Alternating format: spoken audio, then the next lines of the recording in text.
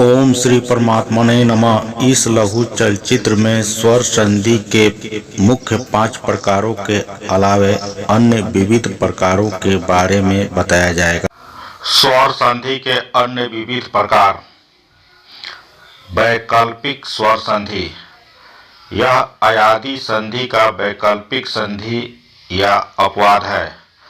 महान वैयाकरण महर्षि शाकल्य के मतानुसार पहले पद के अंतिम वर्ण ए, ऐ, ओ, औ से पहले अवर्ण अर्थात अ या आ हो तो यहाँ अयादी संधि नहीं होता है, परंतु महर्षि पाणिनि के अनुसार यहाँ अयादी संधि होता है।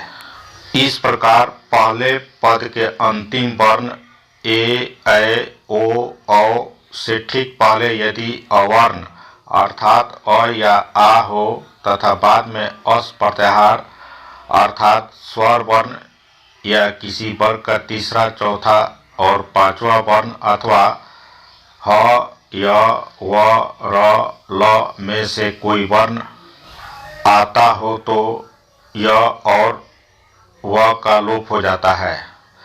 यह लोप शाकल्य के मतानुसार होता है। लोपः शाकल्यस्य।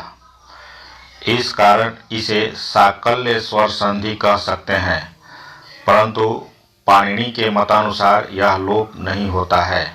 हरे धन इ, यहाँ महर्षि पाणिनि के मतानुसार हरई अयादी संधि होता है, परंतु महर्षि शाकल्य के मतानुसार पहले पद हरि के अंतिम वर्ण ए के पहले अ होने के कारण यहाँ य का लोप हो जाता है।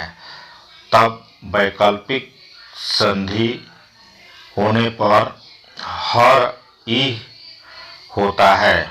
इसी प्रकार तस्यै धन इमानी, यहाँ महर्षि पाणिनि के मतानुसार तस्या इमानी अयादी संधि होता है, परंतु महर्षि शाकल्य के मतानुसार पहले पद तस्यै के अंतिम वर्ण ऐ के पहले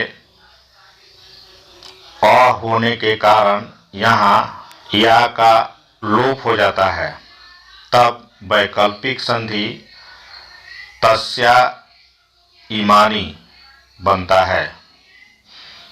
इसी प्रकार रात्रौ धन आगतः, महर्षि पाणिनि के मतानुसार यहाँ अयादी संधि होगा रात्रावागतः, परंतु महर्षि शाकल्य के मतानुसार यहाँ व का लोप हो जाएगा।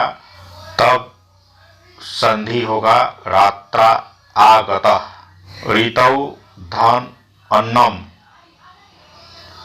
पाणिनि के मतानुसार ऋतावनम, शाकल्य के मतानुसार ऋता अन्नम।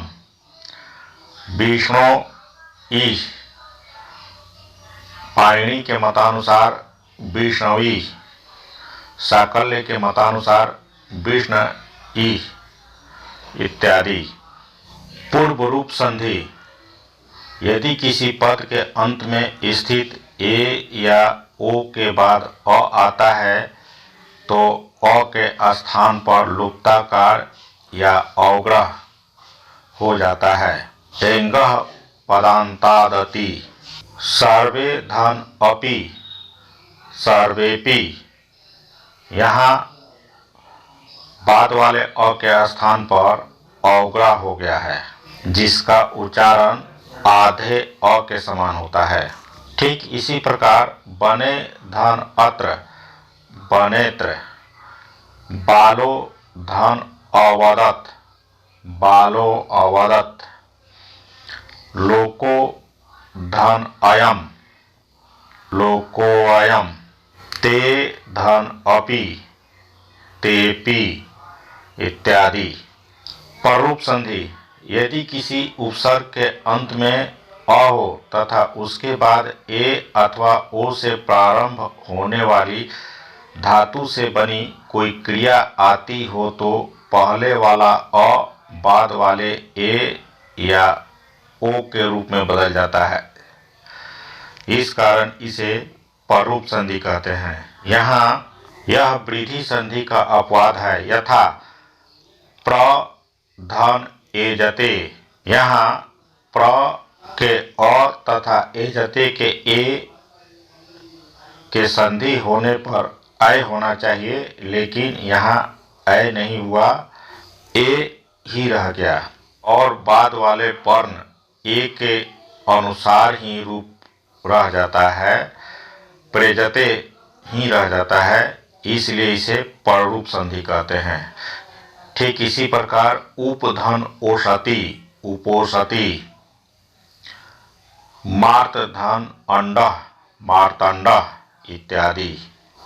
प्रगृह्य संधि या प्रकृति भाव संधि, यदि द्विवचन वाले शब्दों के अंत में दीर्घ ई, दीर्घ उ अथवा ए हो तथा उसके बाद कोई भी स्वर हो तो दोनों में से कोई भी संधि नहीं होती।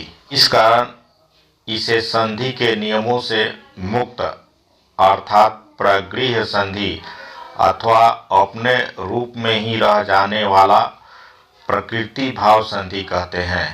यह मुख्यतः दीर्घ संधि और यण संधि का अपवाद है।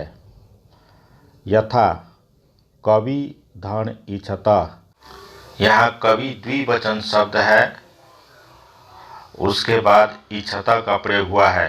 कवि का दीर्घ ई और इच्छता का ह्रस्व ई मिल करके यहाँ दीर्घ संधि होना चाहिए, परंतु इस संधि के नियम के अनुसार यहाँ संधि नहीं हुआ, वह अपने मूल रूप में ही रहे, इसीलिए यहाँ प्रगृह्य या प्रकृति भाव संधि हुआ, इसीलिए इसे प्रगृह्य या प्रकृति भाव संधि कहते हैं।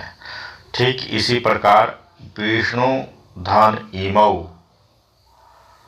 विष्णु इमौ, बालिके धन आगच्छतः, बालिके आगच्छतः इत्यादि।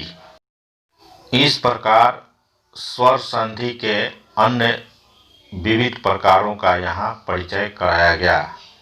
धन्यवाद।